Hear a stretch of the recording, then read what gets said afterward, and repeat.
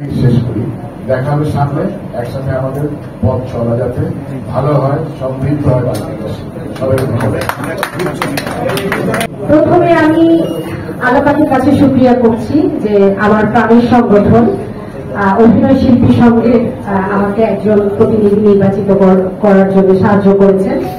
তারপরে আমি ধন্যবাদ জানাই আমার শিল্পী ভাই বোন ও বন্ধুদের যারা আমাকে এত ভালোবাসা দেখিয়েছেন, ভালোবেসে আমাকে তাদের পাশে রেখেছেন। সবাইকে অনেক অনেক ধন্যবাদ এবং আমার কৃতজ্ঞতা। আমি সবার কাছে আসলে অনেক কৃতজ্ঞ যে আমাকে অভিনয় শিল্পীদের পাশে থেকে কাজ করার সুযোগ করে দিয়েছেন, তাদের কল্যাণে কাজ করার সুযোগ করে দিয়েছেন।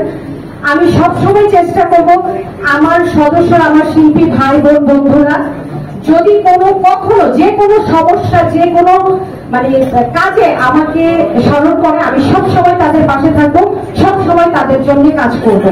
ধন্যবাদ সবাইকে, আমার জন্য সবাই দোয়া করবেন।